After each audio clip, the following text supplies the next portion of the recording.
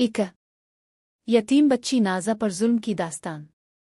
ए मनहूस, खाने की तरफ देखा तो तेरी आंखें नोच लूंगी। खा मर और पानी मत मांगना, कल पानी आएगा तो पी लेना। आउला, मुझे अपने पास बिला ले, मुझ पर बहुत जुल्म हो रहा है। नालायक, तुझे कहा था पानी मत पीना। आउला, मैं यतीम हूं तो मेरा क्या कसूर है? क्यों लोग मुझ पर जुल्म करते हैं? दोस्तों, आज की कहानी नूरपुरा की एक ऐसी जालिम औरत की है जिसने अपनी यतीम भतीजी को दाने दाने का मोहताज कर दिया। और जब अल्लाह का कहर इस पर टूटा तो इसकी कब्र से ऐसी ड्रोनी आवाजें आईं कि सुनने वालों के कलेजे दहुल गए। ये कहानी हमें बताती है कि जब एक यतीम हाथ उठाकर अल्लाह से फैसला मांगता है तो अर्श और आसमान हल जाता है। इस वाक़ये को आखिर तक सुनिएगा, शायद ये हमारी और आपकी ज़िंदगी को बदल दे। नूरपुरा नाम का एक कस्बा था जहां मुस्लिम आबादी ज्यादा थी। वहां अजान की आवाजें गूंजती थीं और लोग मिल जल कर रहते थे। लेकिन इसी बस्ती के किनारे एक पुरानी हवेली में जुल्म की एक ऐसी दास्तान लिखी जा रही थी जिससे फरिश्ते भी पनाह मांगते थे। इस घर में 9 साल की एक मासूम बच्ची रहती थी जिसका नाम नाज़ा था। नाज़ा के वालिद और वालिदा एक हादसे में अल्लाह को प्यारे हो गए थे। अब नाज़ा इस दुनिया में बिल्कुल अकेली थी। इसका सगा चचा जिसका नाम इरफान था इसे अपने घर ले आया। इरफान वैसे तो नमाजी परहेज़ी था लेकिन घर के अंदर उसकी नहीं चलती थी। इसकी बीवी यानी नाज़ा की चची का नाम जोया था। जोया देखने में तो बहुत खूबसूरत थी लेकिन इसका दिल पत्थर से भी ज्यादा सख्त था। इसे दौलत और अपनी औलाद के सिवा किसी से मोहब्बत नहीं थी। जब नाज़ा इस घर में आई तो इसे लगा कि शायद चचा और चची इसे माँ बाप जैसा प्यार देंगे, लेकिन इसे क्या मालूम था कि यहाँ से इसकी जिंदगी का सबसे मुश्किल इम्तिहान शुरू होने वाला है। जोया के अपने 2 बच्चे थे, बेटा और बेटी। नरगिस अपने बच्चों को तो शहजादों की तरह रखती, उन्हें सुबह शाम दूध, बादाम और गोश्त पुलाव खिलाती। लेकिन मासूम नाज़ा को देखते ही उसकी आंखों में नफरत की आग भड़क उठती। इसने आते ही नाज़ा को घर की नौकरानी बना दिया। घर का झाड़ू पोंछा, बर्तन, कपड़े धोना, ये सब कुछ इस नन्ही सी जान के जिम्मे डाल दिया गया। जुल्म की हद तो ये थी कि जोया नाज़ा को वो खाना देती जो शायद कोई अपने पालतू जानवर को भी ना दे। सूखी रोटियां, वो भी बासी, और कभी कभी तो सिर्फ पानी पीकर ही नाज़ा को रोजे जैसी हालत में रहना पड़ता। नाज़ा एक कोने में बैठकर उन्हें खाते हुए देखती और अपनी माँ को याद करके चुपके चुपके रोती। वो अपने छोटे छोटे हाथों से आसमान की तरफ दुआ मांगती, आ अल्लाह, मुझे सब्र दे, आ फिर मुझे अपने पास बिला ले। एक दिन की बात है कि जुमा का दिन था। घर में खास इंतजाम हो रहा था। जोया ने बावर्ची खाने में मुर्गी पकाई थी। सालन की खुशबू पूरे घर में महक रही थी। उन मसालों और भुने गोश्त की इस खुशबू ने नाज़ा की भूख को बेकाबू कर दिया था। वो पिछले 2 दिन से भूखी थी, इसे सिर्फ आधी रोटी मिली थी। वो आंगन में बैठकर ढेर सारे कपड़े धो रही थी। भूख की वजह से इसकी आंखों के सामने अंधेरा छा रहा था। दोपहर के खाने का वक्त हुआ। जोया ने एक बड़ी सी प्लेट में मुर्गी, चावल और शोरबा निकाला और अपने बेटे सलमान के सामने रख दिया। सलमान ने बड़े मजे ले लेकर खाना शुरू किया। वो हड्डियां चबाता और फिर इसे फेंक देता। नाज़ा की नज़र इस फेंकी हुई हड्डी पर थी। इसे लगा शायद इस पर थोड़ा गोश्त लगा हो। भूख इंसान को बहुत मजबूर कर देती है। नाज़ा हिम्मत करके बावर्ची खाने की तरफ आई जहां जोया खड़ी थी। नाज़ा ने बहुत ही दबी हुई आवाज में कहा, चची जान, बहुत भूख लगी है, 2 दिन से कुछ भी ठीक से नहीं खाया, क्या मुझे थोड़ा सा सालन मिल सकता है? मैं सूखी रोटी के साथ खा लूंगी। ये सुनते ही जोया जैसे आग बगूला हो गई। इसके हाथ में खाना पकाने वाला बड़ा चमचा था। इसने वो गर्म चमचा नाज़ा की कलाई पर दे मारा। नाज़ा की चीख निकल गई। चमचा इतना गर्म था कि इसकी खाल जल गई। ए मनहूस यतीम, तेरी हिम्मत कैसे हुई मेरे बच्चों के खाने पर नजर डालने की? ये खाना मेरे जिगर के टुकड़ों के लिए है, तेरे जैसी भिखारन के लिए नहीं। तेरे माँ बाप तो मर गए और तुझे मेरे सर पर अजाब बनाकर छोड़ गए। दफ हो जाए यहाँ से। अगर दोबारा खाने की तरफ देखा तो तेरी आंखें नोच लूंगी। नाज़ा रोती हुई वापस अपनी जगह पर आ गई। इसकी कलाई जल रही थी और पेट में भूख की आग थी। इसने आसमान की तरफ देखा। आज इसका दिल पूरी तरह से टूट चुका था। कहते हैं कि यतीम का दिल जब दुखता है तो अर्श भी कांप उठता है।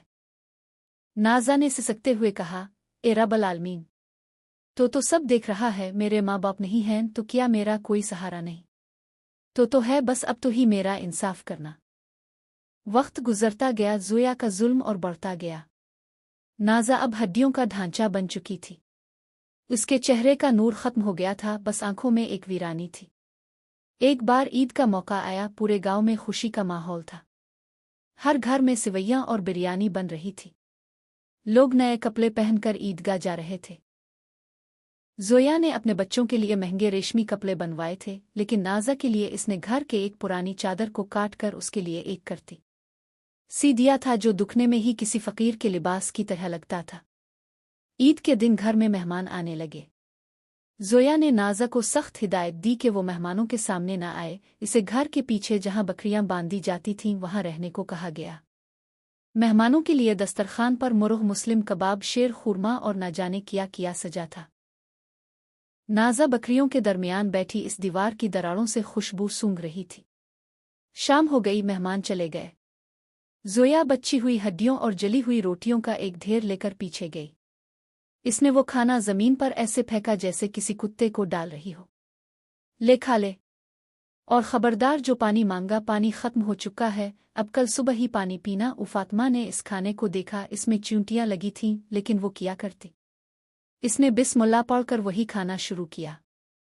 हल्क खुश्क हुआ था, नवाला नीचे नहीं उतर रहा था। इसे जोर की प्यास लगी। वो उठी और पास ही रखे मटके की तरफ गई, जिसमें जानवरों के लिए पानी रखा था। जैसे ही इसने मटके में हाथ डाला, ज़ोया वहां भागती हुई आई। नालायक, तुझे मना किया था ना? ज़ोया ने पास पड़ी एक लकड़ी उठाई और नाज़ा की पीठ पर जोर से मारी। नाज़ा दर्द से तड़प उठी और जमीन पर गिर गई। इस रात नाज़ा ने खाना नहीं खाया, वो दर्द और भूख से कराहती रही। इसने फिर आसमान की तरफ देखा और इस बार उसकी बद्दुआ खामोश नहीं थी। इसने कहा, आ अल्लाह, अब मुझसे सहा नहीं जाता, अब तो अपना जलवा दुखा। और फिर इसी रात अल्लाह का कहर इस घर पर नाजिल होना शुरू हो गया। अगले ही दिन सुबह ज़ोया की आंख एक भयानक दर्द के साथ खिली।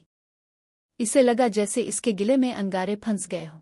इसने पानी पीने की कोशिश की, लेकिन पानी का एक भी कतरा उसके हल्क से नीचे नहीं उतरा। ऐसे लग रहा था जैसे इसका गला अंदर से बंद हो गया हो। हकीमों और डॉक्टरों को बुलाया गया, सब ने जांच की, लेकिन किसी को बीमारी समझ नहीं आई। भूख इसे तड़पाने लगी। इसके सामने वही लजीज बिरयानी, वही कोरमा रखा जाता, लेकिन वो इसे सिर्फ देख सकती थी, खा नहीं सकती थी। जैसे ही वो नवाला मुंह के पास लेकर जाती, इसे उल्टियां शुरू हो जाती। सोचिए, जिसने एक यतीम बच्ची को एक एक नवाले के लिए तरसाया था, अल्लाह ने आज इसे खाने के ढेर के सामने भूखा प्यासा तड़पा रखा था। यही अल्लाह का इंसाफ था। पूरा एक महीना ज़ोया ने इसी तलब में गुजारा, ना दिन को चैन ना रात को सुकून। गांव वाले कहने लगे थे कि ये इस मासूम यतीम नाज़ा की आह का असर है। आखिरकार एक तूफानी रात को ज़ोया की रूह कब्ज़ कर ली गई। इसकी मौत बहुत भयानक थी। इसकी आंखें बाहर निकल आई थीं और चेहरे पर इतना खौफ था कि देखने वाले भी डर जाएं। अगले दिन जब औरतों ने इसे गुस्ल देने के लिए इसके कपड़े हटाए तो सब चीख उठे। नरगिस के पूरे जिस्म पर काले और नीले निशान थे, जैसे इसे लोहे की सलाखों से पीटा गया हो। जब जनाजा उठाने का वक्त आया तो एक अजीब वाकया हुआ। 4 बड़े लंबे आदमियों ने चारपाई को कंधा दिया, लेकिन जनाजा अपनी जगह से हिला ही नहीं। लोगों ने और आदमियों को बुलाया। 6-7 लोग मिलकर जोर लगाने लगे, लेकिन मैयत तस से मिस ना हुई।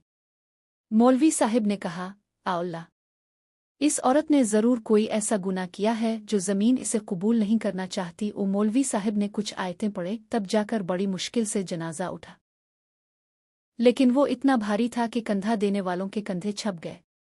कब्रिस्तान पहुंचते पहुंचते अंधेरा छा गया। जैसे ही ज़ोया की लाश को मिट्टी में रखा गया, जमीन के नीचे से एक जोरदार धमाके जैसी आवाज आई और फिर एक चीख। वो चीख इतनी दर्दनाक थी कि जैसे किसी को जिंदा जलाया जा रहा हो। लोग दहशत में आ गए। जितनी मिट्टी डाली जाती, कब्र के अंदर से इतनी ही खौफनाक आवाजें आती, हड्डियों के टूटने की आवाज। अचानक जमीन फटी और कब्र के अंदर से बड़े बड़े काले सांप और बिच्छू निकल आए। वो कब्र के ऊपर बैठ गए जैसे पहरा दे रहे हो। ये मंजर देखकर सब वहां से उल्टे पांव भाग गए। इरफान घर पहुंचकर नाज़ा के कदमों में गिर गया और फूट फूट कर रोने लगा। नाज़ा बेटी, مجھے معاف کر دے، میں نے تیرے حق کی حفاظت نہیں کی، آج میں نے دیکھ لیا اللہ کی لاٹھی میں آواز نہیں ہوتی۔ نازا نے روتے روتے اپنے چچا کو اٹھایا اور کہا، چچا جان، میں نے آپ کو اور چچی کو معاف کیا، اللہ انہیں بھی معاف کرے۔